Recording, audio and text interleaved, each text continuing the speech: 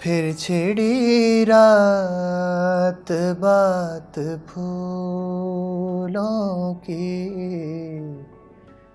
रात है या बारात फूलों की। ऐसी फूलों जैसी बातें सुनने के लिए keep watching Speak Your Heart with Samina Pirzada. Don't forget to subscribe our channel and keep watching it repeatedly.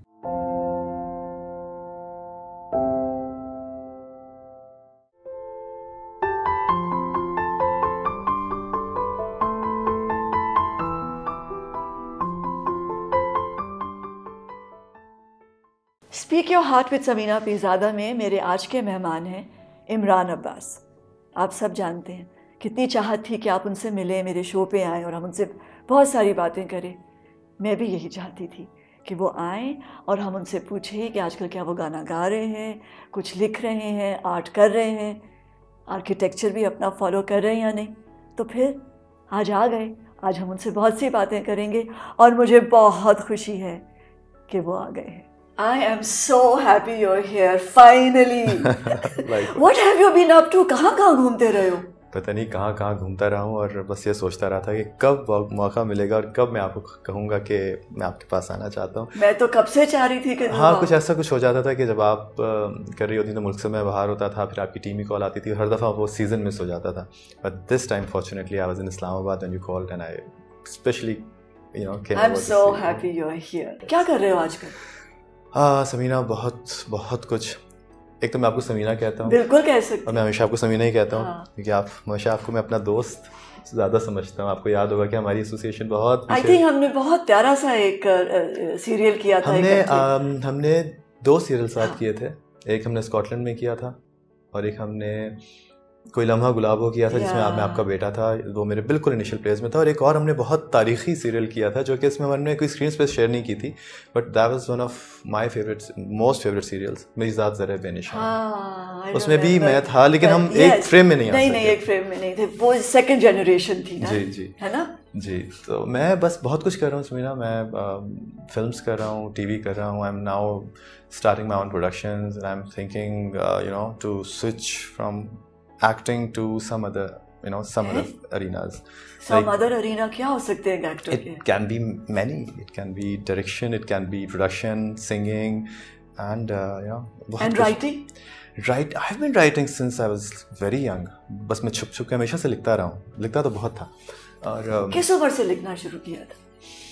बहुत छोटा। मुझे याद है क्योंकि मैं हॉस्टल में बहुत रहा हूँ और मैं घर से बहुत दूर रहा हूँ, तो मैं अपने आप से अब मुझे वो मिलती हैं कुछ राइटिंग्स मेरी, तो मैं हैरान रह जाता हूँ कि मैं इतना अच्छा लिखता था। और मम्मी को ख़त लिखता था जो मैंने नहीं बहुत सारे भेजे थे। और अभी थोड़े दिनों पहले मेरी माँ ने मुझे वो सारे ख़त दिखाए जो मैं उनको भेजता था, और वो मैं समझता था कि वो बस गायब कहीं चले जाते होंगे, और सारे वो संभाल के रखे हुए थे कि मम्मी मुझे सर्दी बहुत लग रही है और मुझे ठंड बहुत लगती है। मुझे सर्दी हमेशा से बहुत लगती थी। और आज मैंने मेस में ये खाया और पता नहीं क्या क्या उसमें उल्टी सीधी बातें होती थी, और वो अब इतनी सेंस भी नहीं बना रही थी और साथ साथ बना भी रही थी। वो पूरी आपकी पर्सनालिटी बता देती हैं, आपकी राइटिंग्स, आपकी लिखाई। कितने बहन भाई हो? हम लोग 6 थे। अभी 2 साल पहले मेरी बहन की डेथ हुई है, तो हम 5 रह गए। But she is always around me, always she surrounds me every moment. तो मुझे उनकी प्रेजेंस लगता है कि आसपास ही है। बट हाँ, फिज़िकली अब हम 5 रह गए 6 से, और माशाल्लाह मम्मी पापा हयात हैं। What happened? Cancer, leiomyosarcoma, one of the most। सबसे बड़ी थी वो? मुझसे उनका काफ़ी उम्र का फ़र्क था, क्योंकि मैं सबसे छोटा हूँ और मेरे सबसे बड़े भाई हैं वो मुझसे 17 साल बड़े। अच्छा। तो मैं बहुत बीच में मुझसे जो बिल्कुल इमीडिएट जो बड़े भाई हैं उनके और मेरे बीच में ही बहुत फ़र्क है एज का, 8-10 साल का। तो मेरी बहन मुझसे काफ़ी बड़ी थी, लेकिन she was too young to die. Yeah, and you were very close to her. I was very close. हमारी पूरी फैमिली में बहन भाइयों से हमारा रिश्ता बहुत स्ट्रॉन्ग है। मेरी बड़ी बहनों ने भाई ने मुझे बिल्कुल माँ बाप की तरह पाला है। मैं अपनी बहन के पास सोता था। मेरी बहनों में आपस में लड़ाई होती थी कि किसके पास ये सोएगा, क्योंकि मैं बहुत पैम्पर्ड और इस तरह का बड़ी अरसे बाद पैदा होने वाला बच्चा था और बहुत करीब था अपनी बहन से। और सबसे बड़ी जो मेरी बहन है, इनसे भी एक बड़ी हैं जो कि अमेरिका में होती हैं, उनसे मैंने बहुत बहुत कुछ सीखा। पेंटिंग, पोइट्री, म्यूज़िक का सेंस, लफ्ज़ों का इस्तेमाल, लफ्ज़ों की वक़्त और उसकी अहमियत, बहुत कुछ। मैं बहुत एहसानमंद हूँ अपने। और पैदा कहाँ हुए थे? इस्लामाबाद। अब्बू क्या करते थे? पापा मेरे सरकारी मुलाजिम थे, सिविल सर्वेंट हैं। अब तो रिटायर हो गए हैं, लेकिन CDA में थे, सिविल इंजीनियर। और हमने पूरा बचपन जो था अपना, ज़्यादातर बचपन जो था वो एक सरकारी मकान में गुजारा। छोटा सा घर था। तो पापा बहुत अच्छी पोस्ट पे थे, लेकिन हमारे पापा उन लोगों में से हैं जो कि अपने हक़ के लिए भी जब एक वक्त उनको महसूस होता है कि शायद आपको कुछ देना पड़े, और सरकारी इदारों में बहुत कुछ होता है ना, कुछ चीज़ें, तो वो कहते थे कि नहीं, मैं कभी भी रिश्वत या कोई चीज़ इस तरह क्रॉस करके कुछ नहीं चाहूँगा। तो हमने बहुत अच्छा बुरा हर तरह का वक्त देखा। सबसे छोटा था तो मैंने अपने पेरेंट्स का वो वाला टाइम भी देखा जब माली हालात ख़राब हो गए थे बीच में कुछ। तो बहुत सारी आपको उस वक्त ख्याल होता है कि, और इसीलिए मुझे अब मैं कुछ अचीव करता हूँ तो उसकी अहमियत का एहसास ज़्यादा होता है। और मुझे लगता है कि वो जो सारा वक्त था वो उसने मुझे बहुत पॉलिश किया और मुझे स्ट्रगल करनी सिखाई। मैं बहुत छोटा सा था जब मैं रेडियो पे शो करने चला जाता था। अपने स्कूल से वापसी पे मुझे बच्चों का शो होस्ट करने का मुझे मौका मिला, तो मुझे लगता था कि चलो थोड़ा बहुत एक पॉकेट मनी आ रही है। फिर रेडियो से उसकी बड़ी अच्छी ट्रेनिंग पाकिस्तान का जो है रेडियो हमारा, बड़ा रेडियो से बड़ी अच्छी ट्रेनिंग होती है आपकी वॉइस की, और आपको बड़े अच्छे आपको पढ़े लिखे लोग मिलते थे। उस वक्त माहौल ही कुछ और था। बखैर इतनी पुरानी बात भी नहीं है, लेकिन बड़े अच्छे बड़े पढ़े लिखे लोगों से मेरा रब्ता हुआ। और मुझे हमेशा से, मैं बहुत बोल रहा हूँ नहीं, अच्छा, मुझे हमेशा से अपने से बड़े लोगों में बैठने का बहुत शौक होता था। हमारे घर में माहौल कुछ इस तरह का था कि परवीन शाकिर बड़ों से ही है। जी, मुझे कभी भी समझना नहीं, मुझे याद पड़ता है कि अपनी उम्र के अपनी एज ग्रुप के लोगों में, बच्चों में खेला कूदा। हमारे घर में बचपन से ही परवीन शाकिर, अहमद फराज साहब, इन लोगों का आना जाना था। मेरे वालिद, मेरी बहन शायरा थी, तो जोश मलिया आबादी साहब की फैमिली में हमारा बड़ा इंटरेक्शन था। ये सारे लोग हमारे, तो मुझे उस वक्त से मैं पापा के साथ मुशायरे में चला जाता था, और मुझे कभी मैं बोर नहीं होता था, और कभी मैं यूँ नहीं कर रहा होता था कि बड़ों का मुशायरा और सकील शायरी और उसमें मुश्किल अल्फाज और उर्दू। और क्या उम्र थी? I was very young, I was probably in class 1 और 2। उस वक्त से मुझे ये मेरी ट्रेनिंग बड़ी अच्छी हो गई कि मुझे बड़ों में बैठ के, और इसीलिए मैंने कभी भी उन लोगों को लुकअप नहीं किया जिनके पास पैसे ज़्यादा हों या जिनके पास कोई जो माली तौर पे मुस्तहकम हों। मुझे हमेशा से लोग अच्छे लगते थे। जो मैं अशफाक अहमद साहब का शो देखता, ज़ाविया देखता था। मैं अभी भी मैं नए ड्रामे नहीं देख पाता, मैं पुराने एक मोहब्बत सौ अफसाने और वो सारी चीज़ें, इसलिए मैं आपका बहुत बड़ा फ़ैन भी हूँ क्योंकि पुरानी रूह है अरे पुरानी, इतनी पुरानी कि मुझे बाज़ दफ़ा वो मैं पापा को गाने बता रहा होता हूँ कि पापा ये KL सहगल का और ये पंकज मलिक का। पापा कहते हैं अच्छा ये तो हमने भी नहीं सुना। तो अमीर भाई कर्नाटकी के गाने और गीता दत्त और ये सारे लोग मैं इनको सुनता हूँ, अभी भी सुनता हूँ। तो खेल नहीं खेले? क्रिकेट और फुटबॉल कभी गरम और फुटबॉल, शरारतें, रनिंग बहुत करता था, स्विमिंग करता था, साइकिलिंग। इस्लामाबाद में भी बहुत ऐसा माहौल है कि साइकिलिंग मुझे बहुत पसंद थी। और पहाड़ों पे जो होता है ना, आप बैग लेके चले जाते हैं, अपनी कुछ पानी की बोतलें 2-3 डाल के और सब कुछ, तो मैं ट्रैकिंग वो मुझे इस तरह के शौक थे। लेकिन एज सच मैं कभी किसी टीम का हिस्सा नहीं बना। और कभी स्पोर्ट्स में मेरा हमेशा से, मैं पेंटिंग्स बहुत अच्छी करता था, स्केचिंग मेरी बहुत अच्छी थी, म्यूज़िक का हमेशा से शौक़ था, बचपन से सीखा। पाकिस्तान आर्ट्स काउंसिल में जाता था, वहाँ क्लासिकल म्यूज़िक सीखता था। तो मेरी कुछ ट्रेनिंग थोड़ी ऑफ थी। और सबसे अच्छी बात है कि छोटा होने की वजह से मेरे पेरेंट्स ने मुझे रोका नहीं। मम्मी ने बहुत सपोर्ट किया मेरे साथ। मगर बोर्डिंग स्कूल में कैसे चले गए? क्योंकि what I can see is it's a very close knit family. Yeah, and it was, और सबसे it was छोटा quite a task for me. It was such a difficult task मगर for me क्यों? to leave home, to leave my parents. मैं बहुत homesick होता था। लेकिन मुझे हमेशा से कुछ अपने आप को चैलेंज करने का शौक़ था, और मुझे हमेशा से वो करने का शौक़ था जो मुझे सब कहते थे कि मैं नहीं कर पाऊँगा। तो शायद मैं अपने आप को प्रूव करना चाहता था, या शायद लोगों को। तुमने कहा पेरेंट्स को कि मुझे बोर्डिंग स्कूल भेज दो? जी। नो। और मम्मी, ये सारा प्रोसेस, मम्मी कराची गई हुई थी और मैंने ये सारा प्रोसेस और कितने क्या उम्र थी? 16. I was very young. I was the youngest in the whole cadet college and बस वहाँ से, लेकिन बहुत होम सिक हुआ, रोता था। वहाँ मम्मी को एक ख़त लिखता था और मेरा पहला ख़त जो लिखा वो उसमें पहली लाइन थी, मुझे सर्दी बहुत लगती है मम्मी। और मैंने एक दिन परवीन शाकिर की कोई नज़म पढ़ी, उसकी भी पहली लाइन ये थी, मुझे सर्दी बहुत लगती है मम्मा। जो एक उसने अपनी परवीन शाकिर ने माँ के लिए लिखी है। तो समा मुझे परवीन शाकिर बहुत ज़्यादा पसंद थी हमेशा से, क्योंकि मेरे घर भी आती थी और मैं उनको देखा करीब से, और उनके मरने का दुख मुझे अब कम नहीं होता। पता नहीं, कुछ लोग होते हैं ना, तो आपको समझ में नहीं आता कि क्या आपका रिश्ता है इनसे। मैं लेकिन उनकी शायरी से भी बहुत ज़्यादा कनेक्ट करता हूँ। और मैं जब वो लाइन मैंने पढ़ी तो मैंने कहा अरे ये तो सोचती भी मेरी तरह से थी कुछ। But there are few people in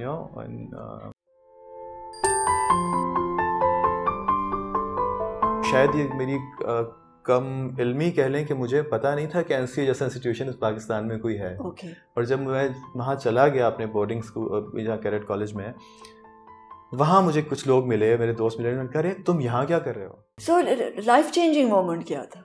life changing moment was definitely, क्योंकि पढ़ाई या when I left home for the first time that was 180 degrees का मेरे लिए वो था। मैं बहुत डरावा सहमावा, ऑल्दो मैं जो आप मेरे पेंटिंग कॉम्पिटिशन्स की वजह से, सिंगिंग कॉन्टेस्ट की वजह से मैं निकलता था, मैं एक्सपोज था लोगों के सामने, मुझे कैमरा शायद नहीं था, स्टेज शायद नहीं था, लेकिन मैं कभी घर छोड़ के नहीं निकला था। और जब पहली दफ़ा इतना बड़ा मेरे लिए ये सब कुछ हुआ तो मैं हिल गया बिल्कुल। फिर मुझे पता चला कि हाँ, ज़िंदगी अब निकलने का ही नाम है, अब छोड़ना पड़ेगा घर। और मैं बहुत छोटा सा था तब से मैंने अकेले ज़िंदगी गुजारना शुरू कर दी थी। जब वापस मैं वहाँ से वापस आया, मैंने छोड़ दिया बीच में, फिर वो 2 साल तकरीबन रह के, फिर एनसीए का टाइम शुरू हो गया, फिर 5 साल। तो एनसीए कैसे डिसाइड किया? अच्छा, मुझे बहुत बाद में पता चला क्योंकि एक इंजीनियर एग्जैक्टली पोल्स अपार्ट वो एक अलग सी जिंदगी है। लेकिन मुझे शायद ये मेरी कम इल्मी कह लें कि मुझे पता नहीं था कि एनसीए जैसा इंस्टीट्यूशन इस पाकिस्तान में कोई है। और जब मैं वहाँ चला गया अपने बोर्डिंग स्कूल जहाँ कैडेट कॉलेज में, वहाँ मुझे कुछ लोग मिले, मेरे दोस्त मिले, उन्होंने कहा अरे तुम यहाँ क्या कर रहे हो। मैं स्केचेस करता था, मैं अभी भी आपका बैठे बैठे स्केच बना दूं, शायद आपको मैंने बनाया भी था, याद नहीं आ रहा मुझे। नहीं, अब चाहिए मुझे, अब चाहिए। हाँ। तो मैं बहुत अच्छी स्केचिंग करता था, बल्कि मैं शुरू में तो इससे पैसे भी कमाता था। मैं स्केचेस बना के एम्बेसीज़ में और वहाँ के काउंसलर जो जनरल थे उन लोगों को मैं बेचता था, तो थोड़े बहुत वहाँ से भी अर्निंग हो जाती थी। तो वो चीज़ मैंने कहा बनाया, तो मेरे दोस्त ने कहा कि मेरी बहन एनसीए में पढ़ती है, नेशनल कॉलेज ऑफ आर्ट्स, और वहाँ ये सब कुछ होता है। मैंने कहा अरे ये तो गलत हो गया, मैं कहाँ आ गया। फिर मैंने सोचा कि नहीं, अब मैं यहाँ नहीं रहूँगा, अब मुझे वो करना है जो मेरे दिल की मर्ज़ी है, क्योंकि मैं यहाँ रहते मैं यहाँ के लिए बना नहीं हूँ। मैं एक रूटीन लाइफ नहीं गुजार सकता, और ज़िंदगी बड़ी जल्दी मुझे एहसास हो गया कि आपको दिल की मर्ज़ी करनी चाहिए, you should follow your heart. तो बस फिर मैंने कहा कि पहले कौन स्टेयर कर रहा था? क्या अब्बू चला रहे थे ज़िंदगी, कोई अम्मी? नहीं, ऐसा या बड़े बहन भाई? नहीं, ऐसा कोई नहीं चला, नहीं कोई नहीं चला रहा था। लेकिन ये सब कुछ जब मेरा सबने इतनी ज़्यादा दे दी थी आज़ादी की, इधर जब मैं कैडेट मैं चला गया था तो उस वक्त मुझे मम्मी बहुत ज़्यादा खुश नहीं थी मेरे इस कदम से, लेकिन उन्होंने मुझे रोका नहीं। उन्होंने कहा कि हाँ बच्चा थोड़ा सा ट्रेन होकर निकल जाएगा, और ये अच्छी बात होती है कि आपको थोड़ी सी इस तरह की ट्रेनिंग मिले, ज़रा टफनेस और ये सारी की सारी, और ये आपकी ज़िंदगी में रैगिंग थोड़ी सी आपको मिलनी चाहिए।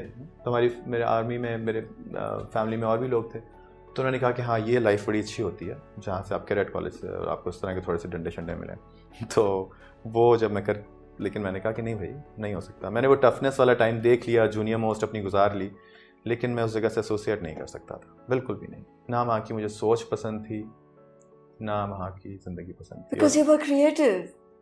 ये भी तो ना कि जो शख्स गाना भी गा रहा है, पोइट्री भी लिख रहा है, पोएट्स को पढ़ भी रहा है, तो मैंने अभी भी, मतलब मैं कभी भी मुड़ के देखता हूँ तो मुझे कोई ज़िंदगी में पछतावा नहीं है। I want to know, as a little baby, जब आप छोटे थे उस वक्त कैसे ख्वाब देखते थे, क्या सोचते थे? हमेशा से क्या बनोगे? उड़ता हुआ देखता था। हैं? मैंने हमेशा अपने आप को उड़ता हुआ देखा है। पानी के ऊपर या बस मैं मतलब चल रहा हूँ, और चलते चलते मेरे कदम हवा से, ज़मीन से उठ गए, और ये मेरी हमेशा से एक फैंटेसी रही है। अब फैंटेसी नहीं, क्या कहेंगे इसको, मेरा ख्वाब में मैंने हमेशा अपने आप को उड़ता हुआ देखा है। और मैं उस वक्त भी मुझे यकीन हो रहा होता है कि मैं ख्वाब नहीं देख रहा, मैं उड़ सकता हूँ। मेरे पर नहीं है, लेकिन मैं ज़मीन से पाँव उठा के मैं बहुत ऊपर डू यू अंडरस्टैंड कि ये क्या ख्वाहिश थी, कि ये जो उड़ने की ख्वाहिश है, ये पता था कि स्टार बन जाओगे? नहीं समीना, मैं ना बनना चाहता था स्टार है? और सीरियसली, और ना मैं अपने आप को इस जगह से कनेक्ट, मुझे लगता है अभी भी मैं एक एलियन हूँ। अब वो वक्त आ गया है कि मैंने, शुरू में तो मुझे ज़रूरत भी महसूस होती थी, लेकिन अब मैंने अपने आप को और लोगों से डिसएसोसिएट करना शुरू कर दिया। मैं अवार्ड्स पे नहीं जाता हूँ, मैं इवेंट्स में नहीं जाता हूँ, आपको मैं पेज 3 पे नज़र नहीं आऊँगा, पार्टीज़ में या कुछ भी। मुझे लगता है कि ज़िंदगी इतनी कलील, इतनी लिमिटेड और इतनी काउंटेड है मोमेंट्स हमारे, कि आपको किसी एक सेकंड में भी किसी ऐसे इंसान के साथ, किसी ऐसे जगह पे अपना वक्त ज़ाया नहीं करना चाहिए जो आपको कोई फ़ायदा ना दे रही हो। फ़ायदा से मतलब कोई आपके फ़िज़िकल बेनिफिट्स नहीं, या वो आपको स्पिरिचुअली आपको खुशी ना दे रही हो, या वो आपको माली फ़ायदा, मतलब देखिए, अब आपको अवार्ड्स में जाके या किसी इवेंट पे जाके कोई फ़र्क नहीं पड़ने वाला, बस आपने अपना आप दिखा दिया, मनवा लिया। अब इन लोगों के साथ आप जब कनेक्ट ही नहीं कर पा रहे हैं, मैं ये नहीं कह रहा हूँ कि मेरा मेंटल लेवल कुछ मैं वहाँ हूँ, मैं शायद प्रॉब्ली बहुत कम हूँ और वो लोग बहुत ज़्यादा हैं, लेकिन मैं इनसे अपने आप को कनेक्ट नहीं कर पाता। मुझे लगता है कि मैं अपना ज़िंदगी का जो थोड़ा बहुत वक्त रह गया है। Where do you belong? Architecture पढ़ा एमसीए में, वो भी नहीं किया। जिंदगी नहीं, आर्किटेक्चर प्रैक्टिस किया, मैं भी अपना मैंने बहुत सारे प्रोजेक्ट्स भी किए, और मैं अभी भी मुझे तो आर्किटेक्चर क्यों, पेंटिंग क्यों नहीं की? आर्किटेक्चर, मुझे architecture it is so intriguing to know. Architecture कहते हैं, architecture itself is a frozen music. उसके अंदर वही रिदम, वही सारे के सारे जो म्यूजिक के अंदर एलिमेंट्स होते हैं, वो आपको फ्रोजन फॉर्म में नजर आते हैं। आर्किटेक्चर शायरी भी है, आर्किटेक्चर खूबसूरती है, आर्किटेक्चर आर्ट है, आर्किटेक्चर म्यूजिक है। तो ये कब पता चला ये सारा कुछ? When I started studying architecture, I came to know about it more. Okay. But yes, I had an idea that I am dabbling into something. क्योंकि मुझे जैसे लग रहा है, what I can understand of you, कि there are lots of forces pushing you and pulling you. Tug of war तो हमेशा है ना? I want to know, आज जहाँ खड़े हो, क्या ऐसा ही है? अभी भी चीजें खींच रही हैं और धकेल रही हैं? बहुत बहुत टग ऑफ वॉर में तो रहता हूँ। वो दिल जिसे चाहे उसे अक्ल नहीं चाहती है। क्या है, खाना जंगी है बहुत ज़हनों कल्ब में अब के। कभी सोचा ऐसा क्यों है? ऐसा होता है, मेरा ख्याल है हर क्रिएटिव आदमी की ज़िंदगी में सब कुछ होता है। जहन और दिल आपका हमेशा आपको एक दूसरे के, वो तो क्या करना चाहते हो? बहना चाहता हूँ, बहाव में बहना चाहता हूँ। मैं अपने अंदर से इन चीज़ों के आगे रुकावट नहीं बनना चाहता, और एक छलनी की तरह अपने अंदर से गुजार देना चाहता हूँ। मैं वो वाली मछली नहीं हूँ जो पानी की मुखालिफ उसमें बह के अपने आप को प्रूव करती है। मुझे सबको महसूस करके अपने अंदर से गुजारना है, और मैं चलना चाहता हूँ। मुझे अच्छा लगता है कि, और ज़िंदगी में कहीं भी आपको ये नहीं लिखा होता कि आपने किसी किताब में नहीं है कि आपने अगर आर्किटेक्चर की तालीम हासिल की तो आप आर्किटेक्ट ही बन के मरेंगे। ये तो एक्सप्लोर करने का नाम है। आप कभी किसी से मिल के अपनी ज़ात को एक्सप्लोर कर रहे होते हैं, कभी कुछ पढ़ के, कभी कुछ एक्सपीरियंस करके, कभी कुछ खो के, कभी कुछ पा के, और इसी तरह ज़िंदगी ख़त्म हो जाती है। ना आप क्या ढूंढ रहे हो? क्या ढूंढ रहा हूँ? हाँ, किस चीज़ की तलाश है? क्योंकि मुझे तो ऐसे ही लग रहा है जैसे इमरान ढूंढ रहा है कुछ। मैं अजीब सी बात है मुझे बहुत जल्दी इस वक्त को गुजारना है, और मैं चाहता हूँ कि मैं वहाँ जाऊँ जो कि हमेशा है, जो कि अबदी ज़िंदगी है। और मुझे अब ये जगह बस एक टनल लगती है जिसमें से मुझे जल्दी से अपने आप को गुजारना है। जैसे आप किराए के मकान में रहते हैं, जिस तरह आप ट्रेन में से गुजर रहे होते हैं तो आप हाथ बढ़ा के बाहर किसी पौधे को भी आप यूँ करके छूते नहीं है कि आपका हाथ छिल जाएगा। सो मैं चाहता हूँ कि बस मैं इस चीज़ को एक्सपीरियंस करता जल्दी से निकल जाऊँ यहाँ से। मुझे बड़ी बेमानी सी लगने लगी है काफ़ी अरसे से, ये दुनिया, ये लोग, कुछ लोगों के अलावा। मुझे लगता है कि मैंने अभी रिसेंट, जब से मेरी बहन की डेथ हुई है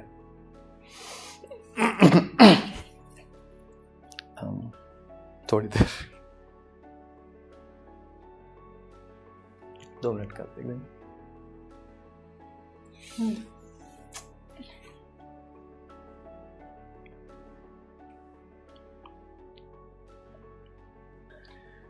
मुझे लगा कि बड़ी अचानक लोग चले जाते हैं, तो मैं अब कुछ प्लान नहीं करता। मतलब प्लानिंग इटसेल्फ एक बड़ी हमकाना सी चीज़ है। हज़रत अली का कौल है कि इंसान को ये अंदाज़ा हो जाए कि मौत आपकी तरफ कितनी तेज़ी से बढ़ रही है, तो आपको अपनी ज़िंदगी में एम्बिशंस और प्लानिंग्स और इन सारी चीज़ों पे हंसी आनी शुरू हो जाए। तो मैं बहुत ज़्यादा प्लान नहीं करता हूँ कि आज से 10 साल बाद क्या होगा। पर इतने रिसेंटली इतने प्यारे प्यारे लोग अचानक चले गए, किसी वक्त मैं भी चला जाऊँगा, तो मैं इतना आगे का क्या सोचूं। मैं बहुत छोटे से लेवल से लेके हर लेवल तक, जहाँ तक मेरी इस्तात होती है, मुझे दिल चाहता है मैं किसी के लिए कुछ कर जाऊँ। चैरिटी, कुछ नहीं तो मैं इसको मुस्कुरा के देख लूँगा, या कुछ नहीं तो मैं चिड़िया को अपने घर के बाहर बाजरा डाल दूँगा, या चूंटी को अगर मैं कुछ खा रहा हूँ तो थोड़ी सी चीनी डाल। मुझे लगता है कुछ ना कुछ आप सर्विस करते रहे लोगों के लिए, इंसानों के लिए, जानवरों के लिए, किसी के लिए भी। और ये चीज़ बहुत बाद में मेरे अंदर बहुत ज़्यादा स्ट्रांग हुई है। मुझे लगता है मैंने अपना बहुत सारा वक्त गंवा दिया, और अब जो ज़िंदगी बच गई है उसके अंदर आप कुछ जल्दी जल्दी कर जाएं और बेमानी रिश्तों में और बेवक़्त जज्बों में वक्त ज़ाया ना करें। इट्स टू लिमिटेड, वक्त बहुत कम है सबके पास, तो उसका जितना ज़्यादा फ़ायदा उठा लें हम, बस ये है। Don't you ever want to be a dad? I'm dying to be a dad. And इंशाल्लाह ताला। तो फिर शादी कब करोगे? बस अभी कुछ दिनों में आपके अगले शो पे, जो अगले सीजन में आऊँगा, तो शायद मेरे साथ एक छोटा बेबी भी अल्लाह मियाँ दे, ये भी तो अल्लाह की देन है। Serious? तुम शादी करने लगे हो? जी बहुत जल्दी। You are in love? So what about falling in love? मोहब्बत हुई? जी बिल्कुल हुई। मोहब्बत के बगैर तो आपके अंदर पेन ही नहीं आता, आप पॉलिश नहीं होते, आपके अंदर तो दर्द ही नहीं आता। जब तक दर्द नहीं आता आप अच्छे आर्टिस्ट ही नहीं बन सकते, आप अच्छे इंसान नहीं बन सकते। तो हाँ हुई। कितनी बार? एक बार। किस उम्र में? कॉलेज डेज में। सीरियसली?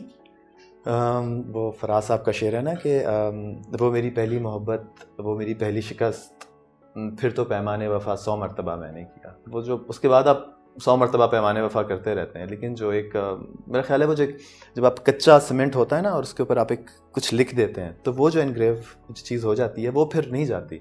जब फिर पक्का सीमेंट हो जाता है, जब कंक्रीट वॉल बन जाती है, बड़ी आर्किटेक्चरल बातें हो रही हैं, उसके ऊपर आप खुरच के कुछ भी कोशिश करें आप नहीं लिख पाते।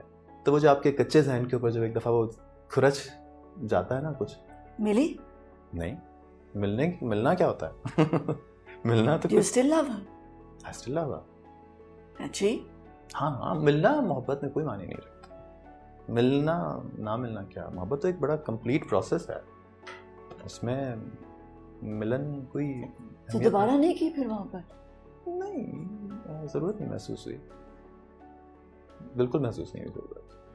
I feel myself very complete now, with lots of things to cherish, lots of memories to feel great about, and I'm very happy.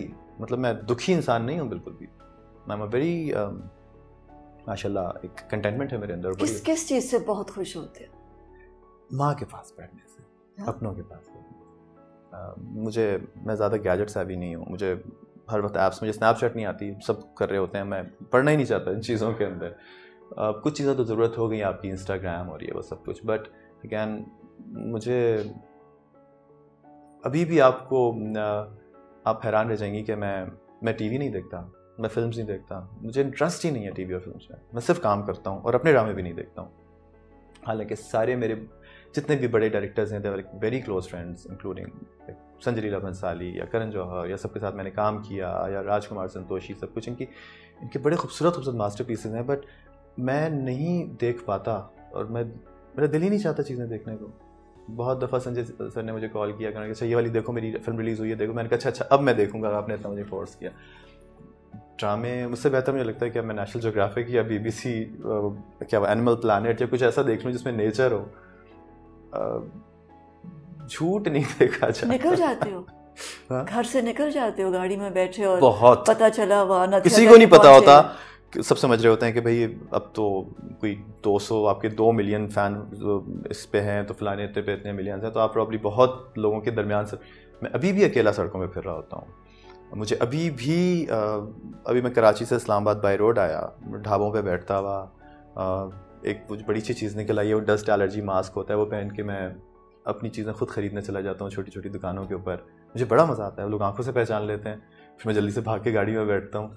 लेकिन ये कि मुझे बड़ा मज़ा आता है। मैं आपको बता रहा हूँ ना कि मेरा ख्वाब नहीं था।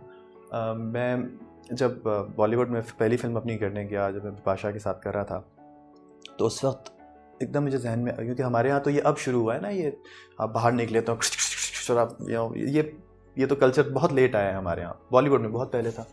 तो मुझे उस वक्त एहसास होना शुरू हुआ जब मैं होटल से निकला तो एकदम बहुत सारे लोगों का, मैंने कहा मैं क्या डील कर रहा हूँ अपने साथ, ये तो मैं चाहता ही नहीं हूँ जो मैं बनना चाह रहा हूँ, मैं क्यों ये अपने लिए गम खरीद रहा हूँ, ये मेरी खुशी नहीं है।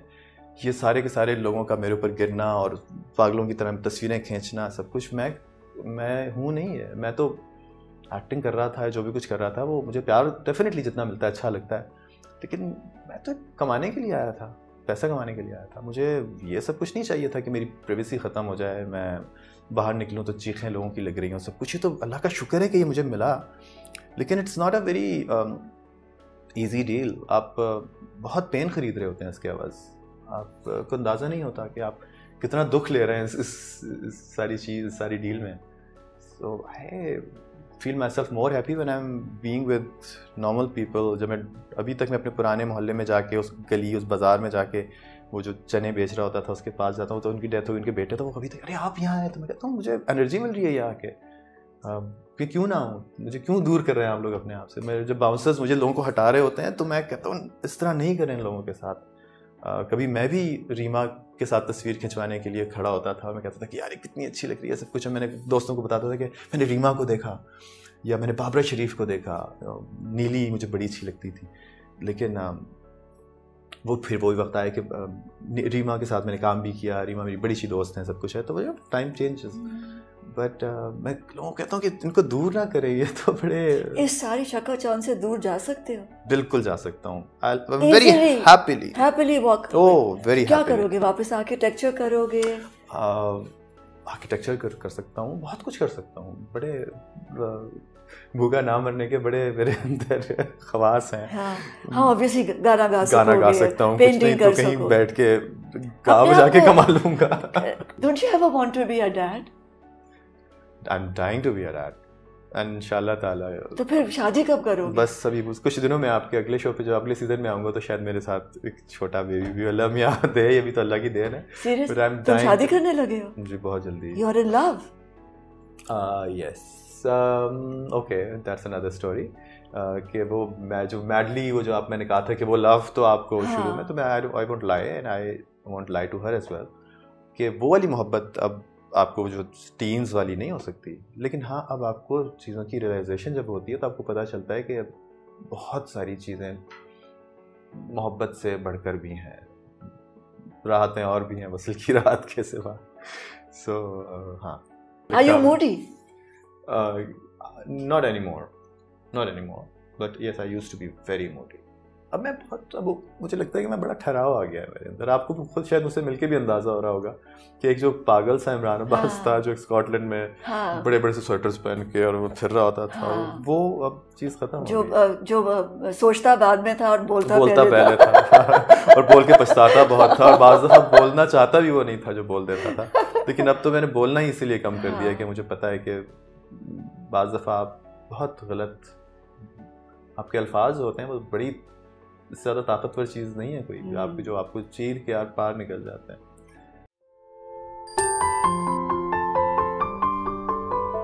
रिग्रेट अब नहीं है मुझे उस वक्त बहुत रिग्रेट था जब मैंने आशिकी 2 फिल्म छोड़ी थी, जब मैंने रामलीला छोड़ी थी। मैंने कहा था यार ये फिल्में तो बाद में इतनी बड़ी हो गई और मैंने कौन सी फिल्म की जो कि इतनी हिट नहीं हुई। मुझे लगता है कि अब से कुछ अरसे बाद आप यकीनन देखेंगे, और मेरी बड़ी ख्वाहिश है, मैं छोटे मोटे काम तो करता रहता हूँ कि मैं जेल रिफॉर्म्स कमेटी के लिए, मैं बच्चों की थर में पानी के लिए, ये सब कुछ मेरे अपने साथ साथ चल रहे हैं। But I am dying to build an old home जो सीनियर सिटीजन्स के लिए। जी जी। और मैं बहुत जल्दी, मुझे बड़ा दुख होता है लोगों के ऊपर, बदनसीब होती है वो औलाद जो अपने माँ बाप को छोड़ के चली जाती है। बेसिकली माँ बाप बदनसीब नहीं होते, उन्होंने तो कुछ अर्सा गुजार के अपनी दुनिया से चले जाना होता है, लेकिन आप क्या जहन्नुम समेट रहे होते हैं अपने माँ बाप को, बुज़ुर्गों को छोड़ के। सो मैं बहुत कुछ करना चाहता हूँ उन बुज़ुर्ग सिटीजन्स के लिए। तो क्या होगा, हॉस्पिस होगा या ओल्ड होम होगा जिसके अंदर आपको फैसिलिटीज़ सारी की सारी आपकी जो बेसिक आपको सारी आपकी मेडिकल फैसिलिटीज़ होंगी, बट उनके अंदर एक उनके पास जाके बैठना, उनसे बातें करना। तो ये ख्याल कहाँ से आया? मैं अभी भी मेरे माँ बाप, मेरे पेरेंट्स को नहीं पता होता कि मैं उनके पुराने दोस्तों के पास जाके, उनके घर में जो बीमार हैं, जो बेड रिडन है, मैं उनके पास जाके जितना मुझे वक्त मिलता है मैं जाके उनके पास बैठता हूँ। मुझे बहुत अच्छा लगता है बुज़ुर्गों के साथ बैठना। आप दुनिया में, ज़िंदगी में आप किसी को सबसे कीमती चीज़ जो दे सकते हैं ना समीना, वो वक्त है। कोई भी चीज़ आपको मिल जाती है दोबारा, वक्त आपको दोबारा नहीं मिलता। अगर आप किसी को अपना टाइम दे रहे हैं ना, तो आप समझे आप सबसे वैल्यूएबल अपना एसेट दे रहे हैं किसी को। आप इवन जो पैसा कमाते हैं वो भी आपके वक्त के अवज़। अशफाक अहमद साहब को मैं पढ़ रहा था कि उन्होंने कहा कि कोई भी चीज़ आप जब रिटर्न में आपको कुछ मिल रही होती है, वक्त के अवज़ मिल रही होती है बेसिकली। तो आप अपना वक्त अगर किसी को दें, अपने माँ बाप के साथ भी बैठें, तो प्लीज़ अनडिवाइडेड। ये आप साथ साथ एक नई टर्म आई है फबिंग, यानी आप फ़ोन साथ साथ आप कर रहे होते हैं, आप फ़ोन पे लगे होते हैं, खाना खा रहे होते हैं, आप साथ साथ ऐप्स भी खोली भी होती हैं।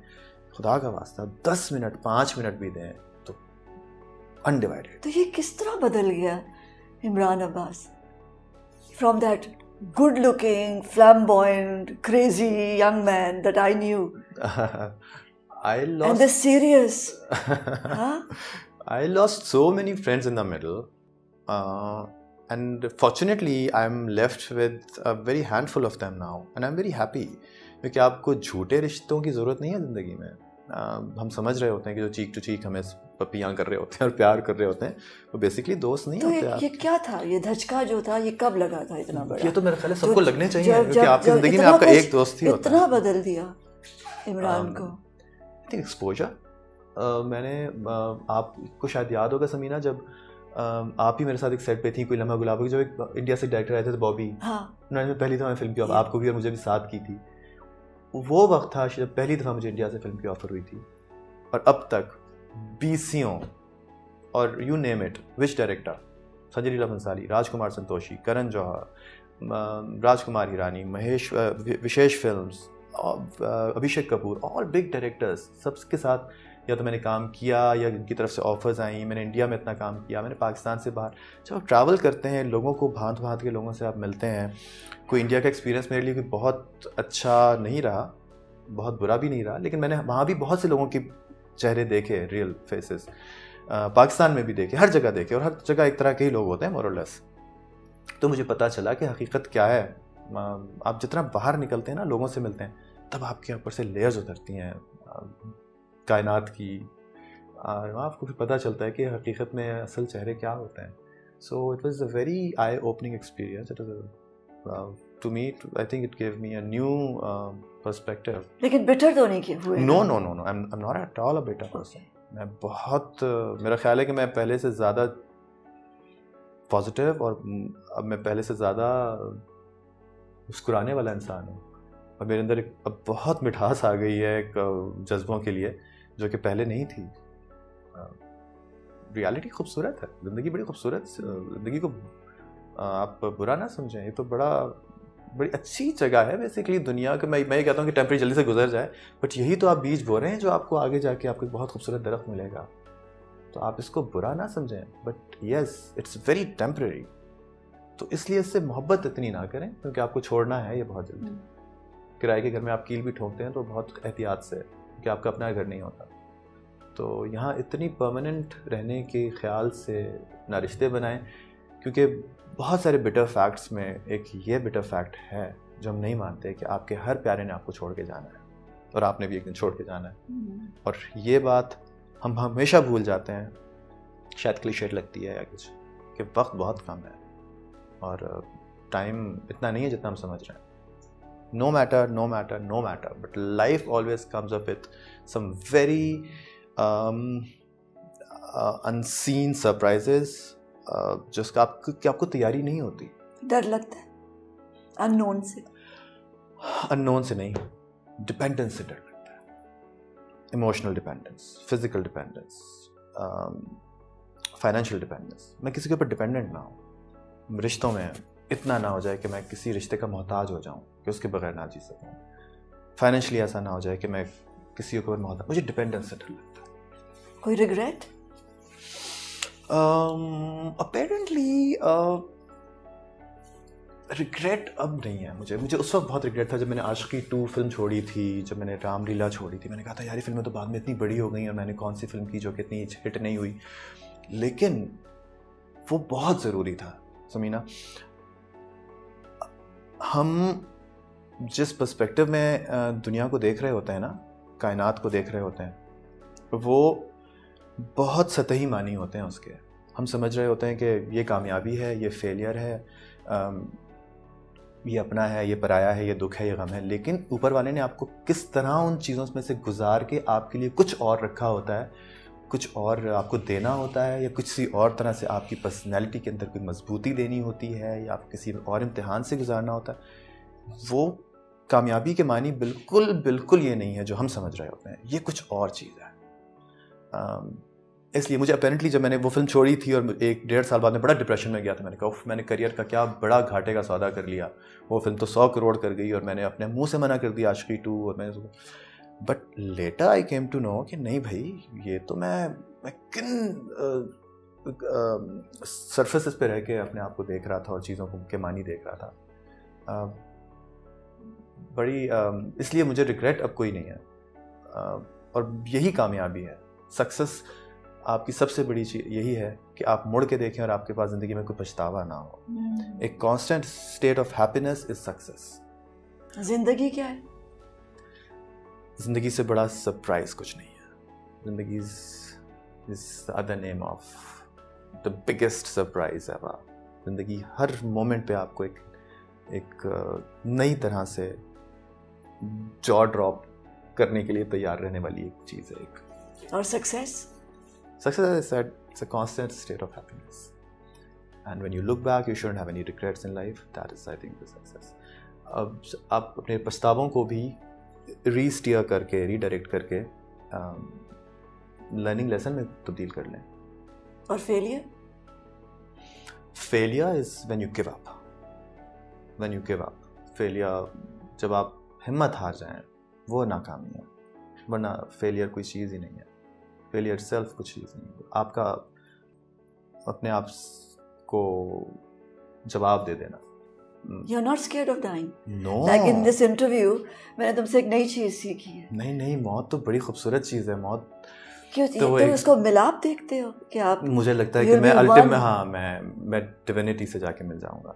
मुझे फिर ख़त्म होने का, दुनिया में हम आपको हमेशा हर चीज़ से डर लगा रहता है। आप रिश्ते बनाते से डरते हैं कि आपसे छूट जाना है, आप कोई चीज़ पाने से डरते हैं। मुझे कभी भी अपनी शोहरत और अपनी खूबसूरती या कुछ ये सारी चीज़ें जो होती हैं, इससे मुझे कभी मैं ना गुरूर करता हूँ ना कुछ। दिलीप कुमार साहब ने कहा क्या कि मैं सोचता हूँ कि ये बच्चा, मेरी माँ को फ़ोन करके उन्होंने कहा कि ये बच्चा आपने क्या खा के पैदा किया जो इतना खूबसूरत लड़का आपने। दिलीप कुमार साहब के मुँह से। मुज़फ़्फ़र अली साहब जो कि जिनकी मैंने फ़िल्म की थी, उन्होंने कहा कि उनका टाइम्स ऑफ इंडिया में कि पाकिस्तान और इंडिया में इमरान जैसा खूबसूरत कोई लड़का नहीं है। और इसकी एक्टिंग में वो बात है जो मुझे फारूक शेख, मतलब ये सारे कॉम्प्लीमेंट्स मिलते रहते थे। लेकिन मुझे मैं एक लम्हे के लिए भी इसको मैं वो नहीं कभी डर नहीं लगा कि ख़त्म हो जाएगा। तो इसीलिए तो ये कि ख़त्म हो जाना है। हाँ। तो इससे क्या दिल लगाना। मैंने बड़े मैं पुराने मैगजीन्स में रखता हूँ अपने घर में, और मैं जब उसमें देखता हूँ कि किसी अदाकारा का बयान कि आने वाला कल मेरा है, और वो अब वो है ही नहीं, वो हिस्ट्री में चली गई, तो वो आने वाला कल भी आके गुजरा हुआ कल बन गया। तो सक्सेस, खुशी, पैसा, मोहब्बत, हर चीज़ जब ख़त्म हो जानी है तो उससे क्या मोहब्बत करनी। मोहब्बत तो आप उससे करें ना जो आपके पास हमेशा रहे, जिससे आपको खोने का डर ना हो। दिल को तेरी चाहत पे भरोसा भी बहुत है और तुझसे बिछड़ जाने का डर भी नहीं जाता। तो ये डर जो लगा रहता है ना मोहब्बत में, वो क्या शेर है, शेर पे शेर आ रहा है। मोहब्बतों में अजब है दिलों को धड़का सा कि जाने कौन कहाँ रास्ता बदल जाए। अबेदुल्ला अलीम साहब का शायद। हाँ, कि हर वक्त आपको मोहब्बतों में धड़का ही लगा रहता है कि कब रास्ता बदल जाए कोई। किसी भी चीज़ को पाने से आपको, ये दुनिया में तो डर ही डर है, खौफ ही खौफ है। तो आप उस डिविनिटी के साथ और उससे क्यों ना मोहब्बत करें जिसमें आपको कोई डर ना हो और खौफ ना हो। सो मैं तो मुझे मैं कब्रिस्तान जाके मुझे इतना सुकून मिलता है। लोग पहले मुझे बड़ा डर लगता था कि कब्रिस्तान से ना गुजरो, मुर्दे ये वो सब। मैं कब्रिस्तान में मुझे इतना सुकून मिलता है। मुझे लगता है कि रूमी का वो कॉल के आप कभी कब्रिस्तान में जाएं और उन बोलने वालों की खामोशी को सुने। कैसे बोलने वाले खूबसूरत लोग, बड़े बड़े जाहो हशम वाले, सब खामोश, बस 1-2 गज़ की कब्र में लेटे हैं और बस यही है अल्टीमेट, आपका दुनिया से चले जाना, मट्टी मट्टी। लोग, आप माँ बाप, बेटे, जवान औलाद का गम भूल जाते हैं। एक हफ्ते में आप सालगिरह मना रहे होते हैं अपने बड़े प्यारों के जाने के बाद, सब चलता रहता है। तो ये दुनिया बस ऐसे ही है, इससे इतना दिल नहीं रहना चाहिए। इसलिए मुझे अब कुछ बहुत ज़्यादा किसी भी कामयाबी की ना खुशी होती है, ना किसी चीज़ से खोने का कोई गम होता है, इसलिए कि मुझे पता है कि इवेंचुअली तो सब कुछ खोना ही है। हाँ, अब मैं थैंक यू सो मच।